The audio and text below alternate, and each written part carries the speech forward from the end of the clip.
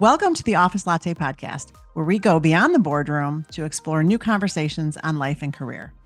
I'm Erin Kennedy, CEO of Professional Resume Services and wife, mother, sister, daughter, aunt, and friend. Now, let's dive in. Good morning, Summer. How are you? I'm good. Good morning. What's new with you? Oh, heading into fall. Yes. Oh, of course. Just decorating my house, switched up my nail color, went from my summer color to my I love that. to my fall and winter colors, which have a little more pizzazz.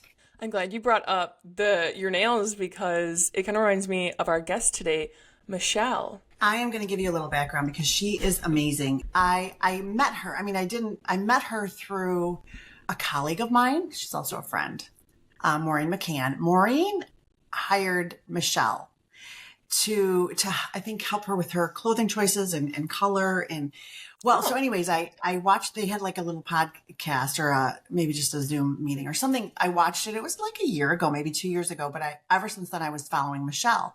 Oh, I love that. And because she talks about colors and confidence and I just think she's amazing. So I could not wait to get her on the show today.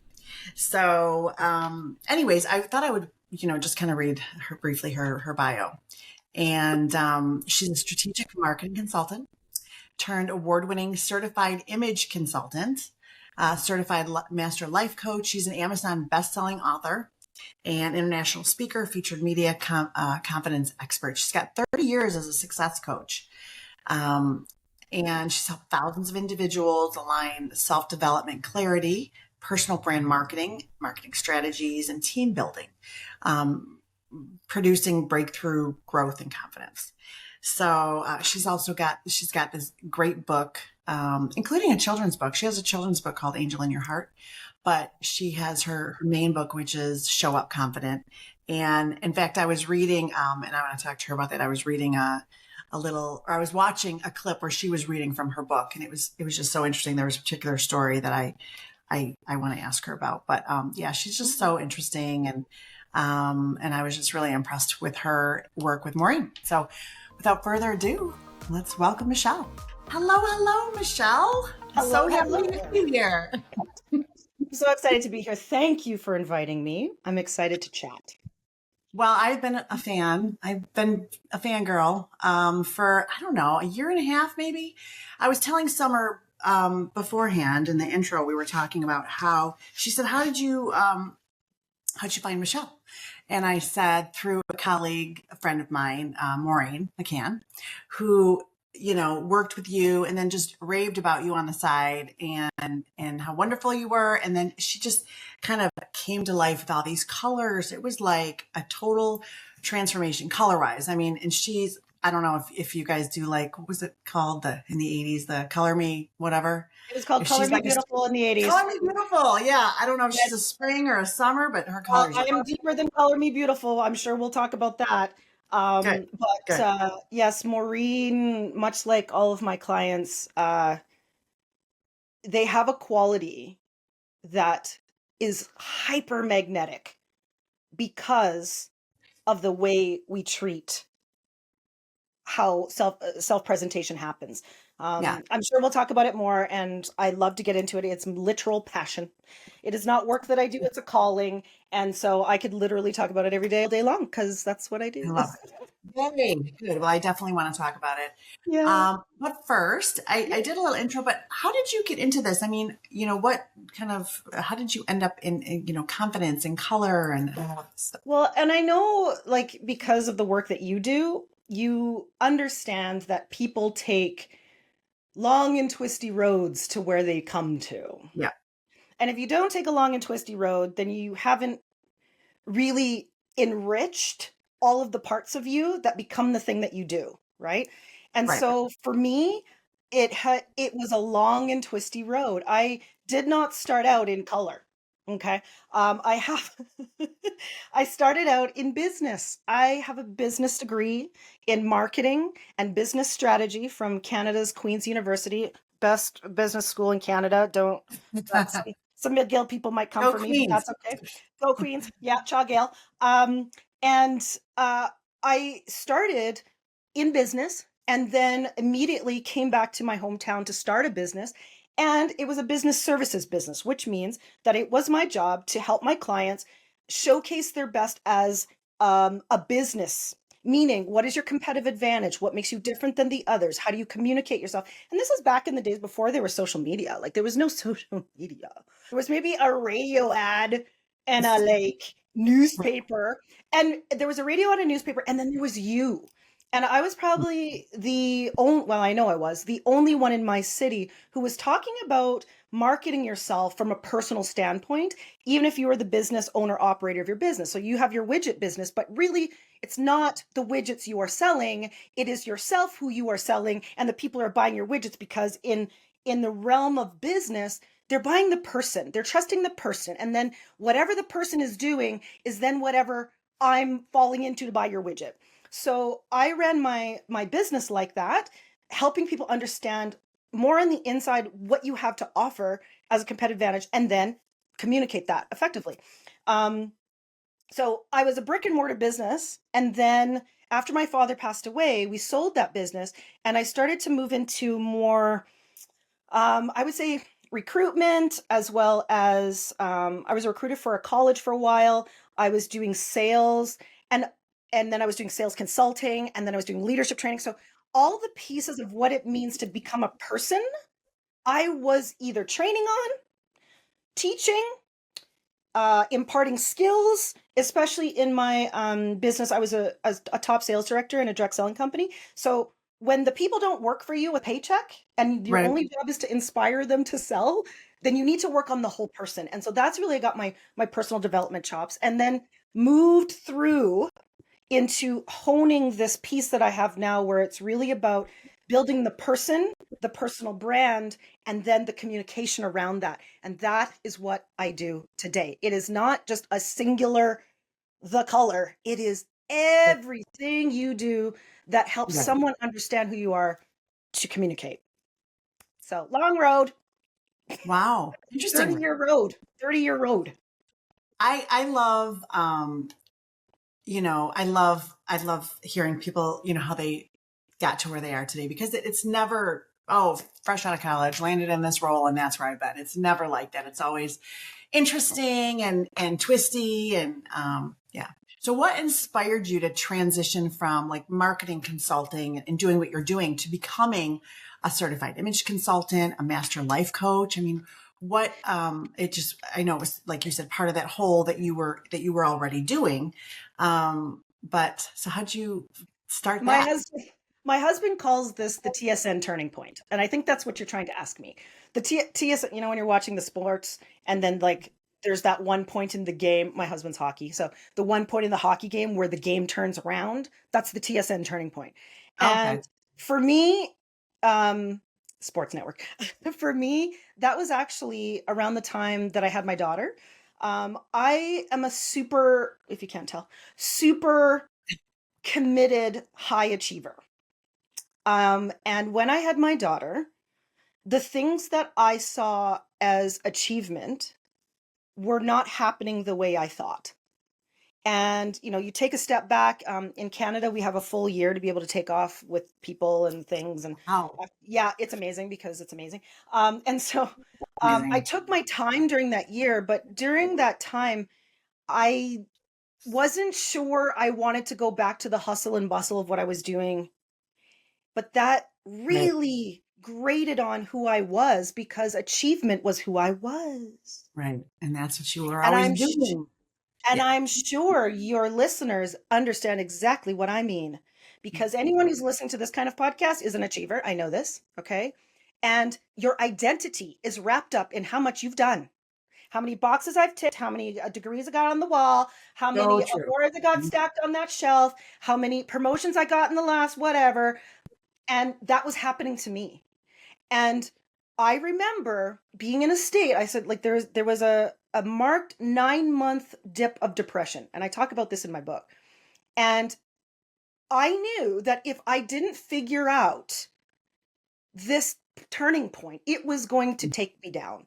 I had the opportunity from my one of my mentors at the time. I was working as a marketing manager for a financial planner. And he said to me, he's like, Michelle, take this card, call this number. And it was a counselor. And she's like, you are on the brink. You are Mm, either going to go one way or the other. And that too much wine you're drinking tonight is going to turn into something else.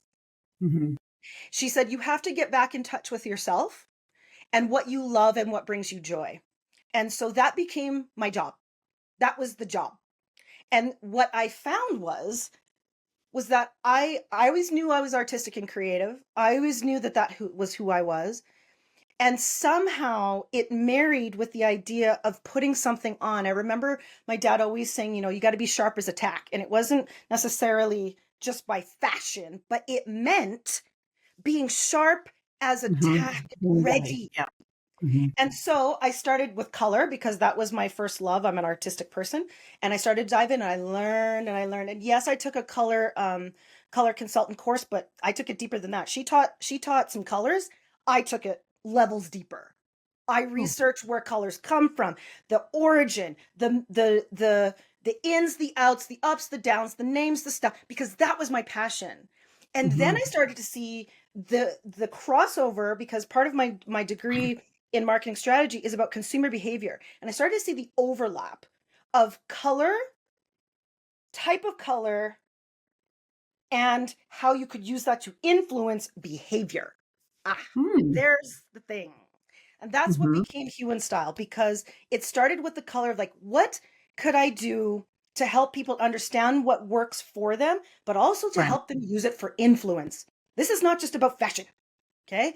And so I started to do my business, started to work with the people, and then it just started to blossom into this whole holistic type of practice that Yeah. taught every way to be able to communicate in down to the psychology of what top you're wearing and why this collar and what it's saying to you and your viewers, if they can see me, Wow. this Mhm. top is saying something to you, but it's because I know the meaning and I've crafted it. So whatever you're seeing is intentional. Whatever Yeah. you're getting from me is exact. And that is why I love and that's why you see the glow in Maureen, because everything is intentional. But people think it's like, well, but it's a cool shirt that you got. Where'd you get that? No, no, no, no. That's not what it Yeah, is. that's true. She's amazing. She looks amazing. I mean, yeah, she just looks amazing.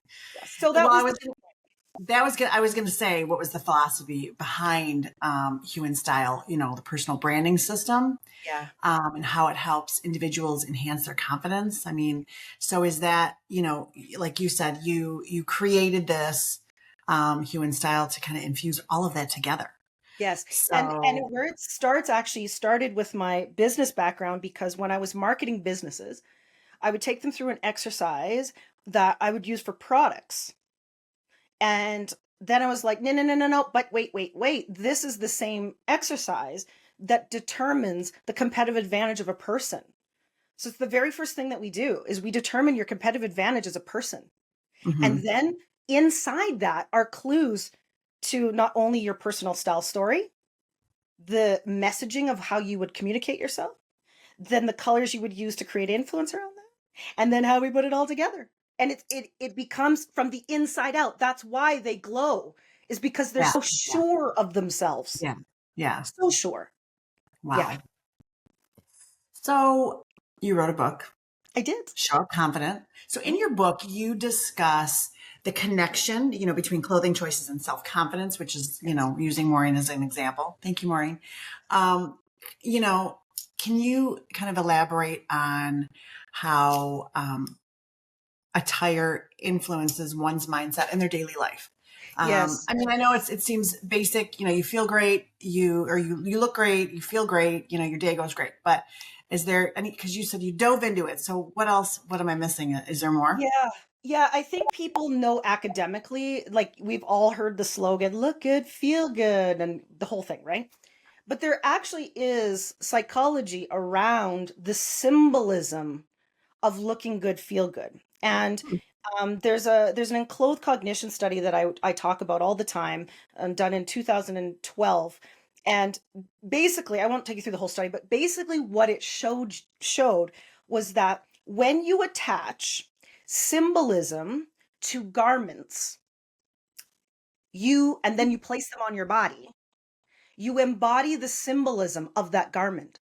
So, well, I'll take you through the basics. So the study took three groups, the A group, the Okay. B group, the C group. The A group had a doctor's coat, like a lab coat, white lab coat. And Okay. they said, okay, that's a painter's smock. The second group had the same white lab coat, but they said, aha, that's a doctor's smock, doctor's lab Okay. coat. Uh-huh. And then the third group had the doctor's lab coat, but they didn't wear it. They just put it on a hanger and hung it over there. Okay. Then Okay. they gave the three groups the same task. And the group that performed that task with greatest attention and precision was, guess which one? The ones that thought they were the doctor. Yes. The Yes. ones that thought they were the doctors. So the Mm-hmm. person had prescribed in their mind Yeah. what they thought a doctor would embody and then use that in their behavior. This Wow. is what I do with you in style. So what we do is we take the belief that happens at the personal branding statement, the underneath of who you are, what are your gifts, what are your talents, what are the outcomes that you want to give the world, what are the ways you do it, and what is the personal mission behind that. Then we attach that symbolism to the Yeah. color, garments, accessories, and that every day then that you spend the 5 minutes in your closet, because they take the Yeah. minutes, my girls take 5 minutes, put the 5 minutes on, you are literally putting on the best of yourself Mm-hmm. in mind and body and garment. And then you go act like it. And they do. And then they get results. And then they do. And they do it over and over again. And the Yeah. reason why it's magnetic for people is because I used to tell the girls, I'm like, the rest of the world doesn't understand what's happening here. They Yeah. think you just got up and got dressed and that now Right. you're just powerhouse. That's not Yeah. true. You are using enclothed cognition psychology in your favor. Wow. Yeah, that's mind blowing. Yeah. I was listening to I was watching you on YouTube and I was listening to the story back to your book, which I just loved this. And you said you were talking with the client who hung on to that shirt for 10 years. I think it was her breastfeeding shirt. And it was her aha moment of why she kept it and how it made her feel, even though it was this old shirt. And I just thought that was so interesting because I know I've held on to some things, um, because of that connection, how it makes you feel. And, so Yes. I don't It know. I thought that was really, reminds you. So that story was a client who wanted to step up in her career. And she had like, yeah, the breastfeeding shirt. And I asked her, how long have you had this shirt? And she's like, 10 years. My son is 10. Like my son is 10. I know. And and I said to her, this is not about the shirt. Can you see that? Right. And we all do it, guys. We all do it because clothing, just like that symbolism, you're acting this in the psychology. You just don't know you're doing it, right? So when Yeah. you're holding on to those things that are sentimental for a certain reason, not Yeah. realizing, even like for her, that it's actually something that's holding her back. She Yeah. wanted that comfort. She That wanted feeling. that Mhm. feeling of like that closeness, love Yeah. of the son in the moment Yeah. that was Yeah. happening in the breastfeeding. And it was holding her back from recognizing who she had become to step Yeah. into this new role. And I said, Wow. so all it is a redefinition of you, and then you get to put that on you. How Yeah. powerful is that? I And so know. it was actually one of those moments where, because I did start out as a typical stylist, I would say, okay, come and like we'll do some colors and stuff, and then we'll Yeah. buy a couple clothes or whatever. But it was those stories of the connection Yeah. in the psychology and the transformation. I'm like, I can't do this work like that anymore. I Yeah. can't do this work just putting a shirt on her without her understanding what that means. Right. It's, yeah, that's where it went from work Well, that to a was going to be one calling. of my questions. Sorry, Yeah. one of my questions was going to be, can you share a success story? I mean, I like the story, her story. But I was going to say, can you share a success story where, your guidance on somebody, I mean, Maureen, but, or anybody who's led to like a significant positive change in their personal, professional life. Every Um, single one of my clients, every single one of them, honestly, every single one of them, all you have to do is go to hyunso.com/clients and you will see and they are a fraction. They're a fraction because because I approach my work transformationally now Hmm. since Yeah. 2014, meaning not services, but transformationally. So Yeah. that means they come to a program of how I work with them. They all get a ridiculous outcome. Now, it's kind of cool because they might Yeah. come to me and say, yeah, but Michelle, like I'm up for the promotion and I really, really want my boss to see me and I need Yeah. to be able to walk in and share myself. That's fine. And so we prepare her for that. We prepare personal branding statement that then she uses along with a resume, along with an interview. All of those things become along with it. We prepare her entire, appearance, her behavior, how she communicates, all the things. But then she'll tell me the side awesome fringe benefits like, oh my God, my husband's spicier now. Oh, Yay. I got flowers out Aw. of the blue. And I said, you know what? Well, and I always say this to them, I'm like, welcome to Hue and Style. It's not just the clothes. Because what Mhm. happens is when you start to embody the truth of yourself like that, he remembers why he said yes to you. Exactly. He sees you Yep. in the same but newness. Yeah. That changes relationships. I have one client who's in the book, Delana, who will say, Michelle, you saved my marriage. Aw. She will say that. She says, because I became myself, I became assertive in who I was, which allowed me to ask my husband the questions I needed to know for us to Mhm. fix our relationship. The assertiveness came with the sureness of myself. Wow. And so she now lives in her dream spot in an acreage off in Manitoba. She has a new catering business that is super successful. And I saw her the other day because I tell them that as your mentor, I am always looking. I'm like the two eyes emoji. I'm always watching. I'm always watching. Forever. Doesn't matter how long ago Yeah. it was, but I see you. And I sent her a message. I said, Dee, like, oh my gosh. She's like, it's you. It was you. It was you. It Aw. started. And those, Aaron, are the paychecks of the heart that will never have a dollar amount. Oh, for sure. Yeah.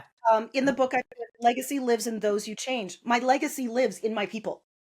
They go do their lives, which changes lives, which changes lives. Right. So let's talk about color. Because I Let's can. talk about color. So, okay. So funny story, funny, not funny, but as I was, I've seen enough of your videos and you're like, people who wear black and white or people who wear beige and all these things. And I'm like, that's me. But I will say, 'cause anyway, so Summer and I, we did our intro and I had on this beige coat, like kind of like a sweater.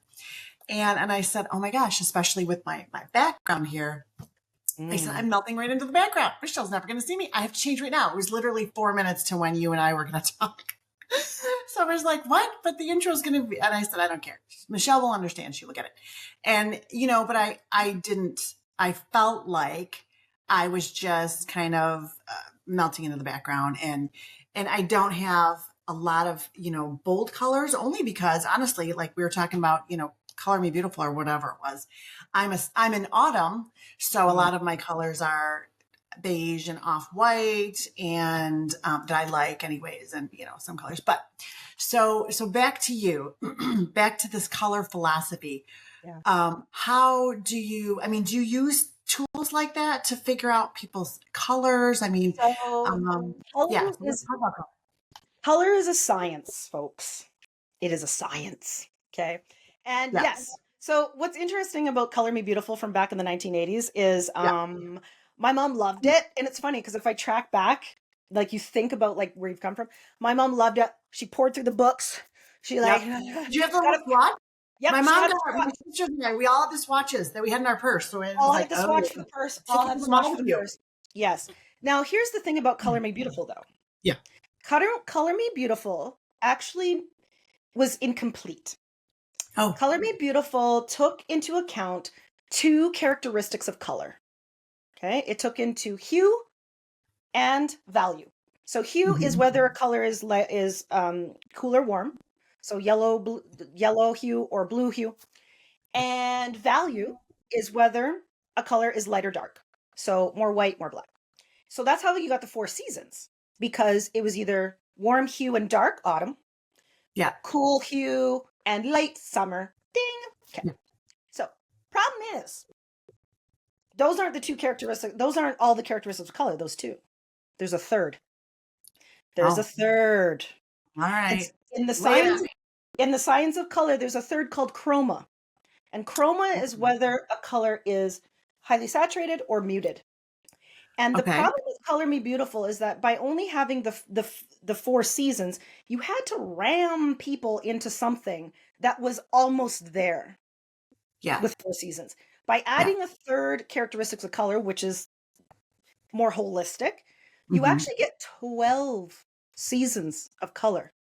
You have Wow. 12 seasons that are more accurate to the characteristics of that person, because as people, we are all different. Oh my gosh. And we have different levels of each of those characteristics, which Yeah. gives us a dominant characteristic and then a secondary characteristic. And the trick is to match the dominant, because that's how the color looks on you.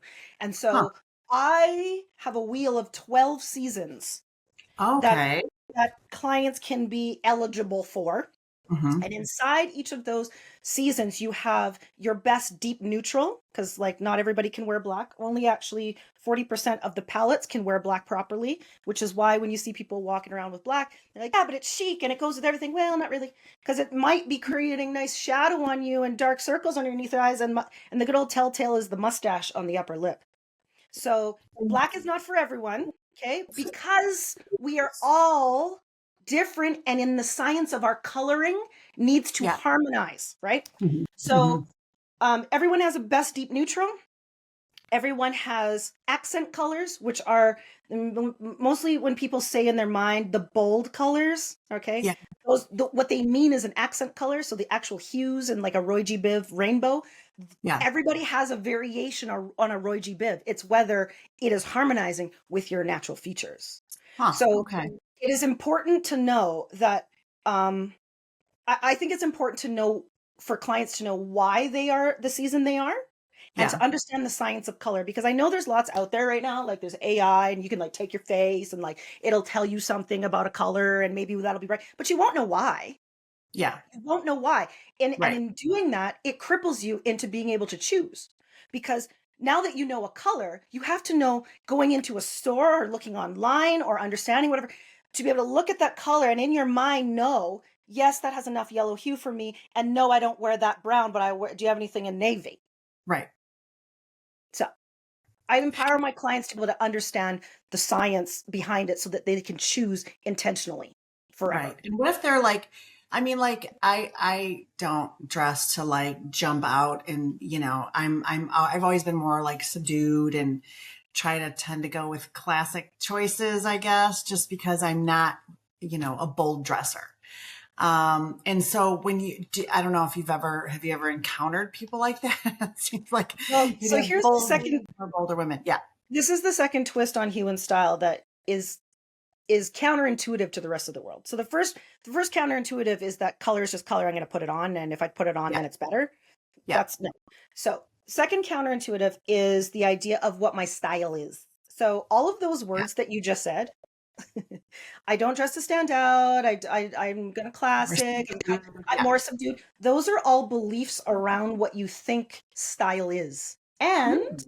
they are all pieces from what the outside world says style is. So Yeah. we don't do that in hue and style. In hue and style, I take, just like I took the color and deepened it, I take personal style stories and those meanings and deepen them around personal values. So when someone says, I'm a classic, I'm like, well, but are you? Because there's a roster of 5 different values that go along with the classic. So if you buy into that value set based on your personal mission statement and your competitive advantage statement, then you'd be a classic. But if Yeah. those values aren't you, then you're not that. Or you may use that in order to communicate with your audience if they need to see that from you. So part of being able to figure out what you put on is knowing who you are, what that value set is, and then who do I need to speak to? Who needs to see me and who needs to hear me? And then Yeah. putting on what they will see in terms of that value set to connect with you. Don't you think a lot of like women especially will do that according to their body type? I wear black to hide my hips, or I wear this color because I don't want to stand up because I'm not happy with my body right now, or I don't want to show off whatever, whatever it is. I think that has so much to do with it too. I mean, don't you? Yes. I mean, that goes into the whole confidence thing, and It does go into the um, confidence thing, but yeah, it also goes into the missing information thing, because when you say I wear black pants to hide my bottom, that right, doesn't necessarily work properly if you don't know your body type and where to create the balance. So, body type and dressing for your body type and dressing so that you're happy with your shape yeah, comes down to understanding your proportions and how to create balance out of that. And hmm, so what happens is women will go, "Oh, I gained 10 pounds. yeah, Okay, I want to hide this." So then they put hmm, the shirt on that drapes to hide it. Well, that yeah, amount of treatment around that area actually doesn't help you. And so yeah, then they go, why do I still feel frumpy? They go to the internet or to the TikTok, they search up body type hiding my belly, and then they get 69,000 tips and tricks that they right, think they're good. Okay, I'm supposed to talk, or I'm supposed to do that. I don't, so I'm supposed to, what really is the problem may be that she has a sloping shoulder and a short neck that is making her balance off, but she wouldn't know yeah, that right. to be able to treat On what she thinks TikTok, is the problem. yeah, You need to know more. That's what I tell women. It's like, if you think you're trying stuff ad hoc, you don't yeah. have enough information to make the actual best decision for yourself. Okay, so you help. Back to you. You help women kind of step into their true selves and become their authentic selves. I mean, did you you know I mean, I know this kind of goes back, but was that part of your plan? And what has your business and your clients taught you about your own sense of self and your Yeah. own Jeez. style? And I think anyone who has a business in Mhm. the realm of personal development, helping someone be better, helping someone be more confident, there Yeah, is always a moment where you look at yourself in the mirror and you go, but am I the example of this? yeah, Am oh I yeah, leading by example? yeah, And my clients have taught me so much about using my voice, about being clear about my priorities, being hmm, clear about the outcome I deliver, uh, not looking left to right about what other people are doing, hmm, and staying in my lane. And yeah, I think the real change makers and the thought leaders who are out here who are going to make change around the world are people who are clear. yeah, So having ways of being able to come to clarity about yourself, even if that starts with, how do I just get dressed as myself? yeah, Like the most personal, the most basic form of personal expression, yeah, because we don't walk around naked. Okay. yeah, If you can own that, then you can express yourself in bigger and bigger and bigger and bigger ways. And that has happened over the life of my business. yeah. Um, bigger stages, bigger places. And yeah, it's been amazing. All right. So, what's your advice to women who feel like, um, this is kind of, I was thinking about like office and pandemic and home office, Mhm. but what's your advice to women who feel like they just suck at their outfit choices in the office, or maybe I'm dressing too old, maybe I'm dressing too young, even if they're feeling confident. I mean, Mhm. and maybe they're being treated differently because of it. I mean, Mhm. do you, where, what advice do you give people for office dressing, mainly, let's say going to well, I would say at home too, but a Yeah. lot of people are going back to an I think office. there's a couple of things to unpack there. I Yeah. think there's two questions in there. I think there's Yeah. a, what do you do for the woman who just, needs to get up and get dressed for the office? But Yeah. there's an underlying thread that I heard that is like, she Am I doesn't too old for necessarily, this? yeah, Yeah. I'm too old for this, or I didn't dressed enough, or I don't want to stand Yeah. out too enough. Those tapes like that are not Yeah. about clothes. That Oh is yeah. not about clothes. Yeah. That is about who you think you are and the spaces you think you should occupy and are not. That is Yeah. about wanting to be True. seen and Yeah. feeling like you're not. That is a place of not sure you're ready for whatever the thing is you think you want to be ready for. That is the self doubt Yeah. inside that is happening. And it happens at every level. I don't care how successful she is. I don't care how many degrees or anything. The self-doubt is the precursor for any image to get fixed. That tape, and I say it to my clients on the phone, I said, we've got to turn down that tape. So my first advice is, if you have that tape, if you stand in your closet and you say, these fit me, my hips are too big, was it too small, whatever. If you're having those thoughts, I need you to recognize that those thoughts are mirroring an insecurity to get fixed first. Oh, yeah. Full stop. Yep. Now, you can either, as the woman, ignore that. You can ignore that it's insecurity first and be like, yeah, but I just want a new shirt. Okay, you can buy that shirt. Right. It will be there tomorrow when the shirt is hanging with the tag. Okay. So you can either ignore that, or you can say, now, what do I do to fix the insecurity? And actually, Maureen said it best on her interview. She said, when you get into the place where you're feeling bland, she was like, I was wearing gray all the time. And I was feeling bland because life had happened. And guys, especially as women, we have lives and changes and transitions that happen. And we're trying to reconcile that while we're trying to run a business and an empire. Okay. Right. So when all of that grayness happens, you have to recognize, and she said, that I can't do it myself. And I need to pick myself up first before I start walking. And so that's my first piece of advice. Recognize that it's not the clothes. It's not the clothes. It's not whether you think you got to be young or old. Okay. That makes 100. That makes it's 100% the self-doubt tape. Second of all, if you are willing to understand that that is actually the thing, then you get help around that tape. Don't buy a shirt. You don't have to come to me. That's okay. But get help around the tape. There's that tape of the self-doubt is the thing that is holding you back. It's just masking itself in a symptom of a clothing problem. Yeah. Wow. Yes, that is very, very true. And it's kind of hard. It's kind of tough love, but I want women to get this because I want you to be better. I don't want you to fall into the fashion trap where you just go, well, I'll just do the retail therapy and go to the mall and buy a couple things and I hope it gets better. It doesn't get better. Yeah. Doesn't. You have to get better. Yeah. Tough love, sorry. MCG had to go there. Hey, that's okay. And and it's true. And we need to hear this and we need to be reminded of this. Yes. Wow, this is a lot. So and I think, I just want to add to that. And because if I give you some tough love, it makes it sound like possibly like, oh my gosh, I don't know how to do this. I want you to be aware that there is hope here. You have the opportunity to choose how you change yourself, where you start. And that recognizing that self-doubt tape, even if it's through clothing, is an opportunity because it's saying, hey, this is the time. Yeah. This is the spot. This is a turning point for you. You can do something different. It lies within you. You have power. You have power here.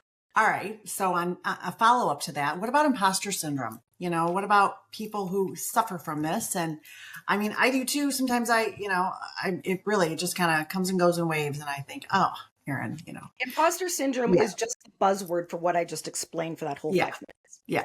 That self-doubt tape is imposter syndrome. That is true. That's just how people have buzzed around it. Yeah. Same tape, same answer. True. That's true. That's what it really is. What it boils down to. But I did have that as one of my questions. Yeah. Wow. Well, this has been amazing and eye-opening.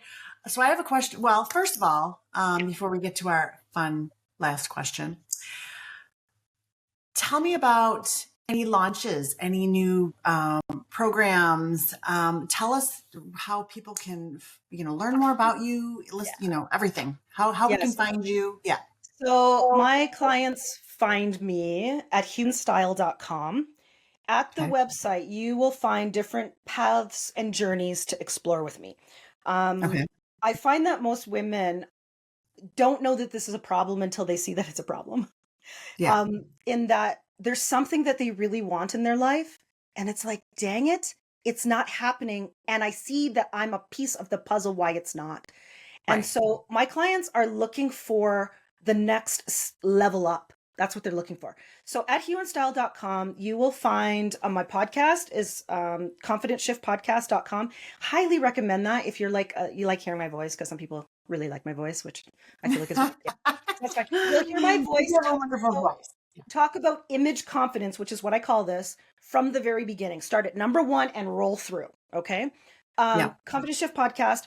You can also go to my journeys page, which has mini courses, mini workshops that you can take. My Style Your Visibility workshop is probably the best for women who are in workplace offices or who want to break it on their own, say entrepreneurship, who want to build a personal brand around leadership, thought leadership, professionalism, because it talks about the pieces of personal branding that then allow you to influence. Okay. That allow you to influence. So Style Your Visibility workshop. And yeah, like just go to the website, because I find that people who get me and get it will linger and find their way through. And those who are like, but I just wanted to buy a shirt in my color, Michele, no. Yeah. And we will also put links to, to your website and everything in the bio. Perfect. So, Michele, our fun end of the episode question is, what is something that people don't know about you? Maybe a secret passion or a fun hobby or something that no one knows about you that you really enjoy? So I am on day 603 of a streak on Duolingo de mi español. I studied Spanish as a minor in university at Queen's, and I loved it. I found my belonging at university inside the Spanish and Latin students. And so I taught salsa lessons, we taught dance classes, all these things. Yes. And then by fourth year of my degree program, I was the president of the Spanish and Latin Students Association, and I loved it. And so after all those years, living in Western Canada, you don't get that opportunity to practice your language that much. So I'm like, no, I'm doing it. And so 603 days ago, I decided I'm going on my streak and getting my language back. And so, yeah. Good for you. So you do this on the side or at night or just whenever you have time? Duolingo. It's a little app on your phone, a language app, and you do lessons every day. So every day for the last 603 days, I've done Duolingo lessons in mi español. So are you going to take a trip so that you can practice this in person? Sí, cierto, por cierto. You must. Yes. Me encanta la lengua y la cultura y the gente. Like, if you have any Spanish listeners, hit me up. We need a practice session. Wow, I love it. Well, Michele, it has been a blast having you, and would love to have you back someday. And yeah, this has been great. And we will link, all of her socials to the bio in the podcast. So again, thank you very much. And I will see you on LinkedIn. Thank you so much, Erin. It's been a blast to share, and to maybe, even if I cracked open one new brain cell of your listeners, that's always my aim.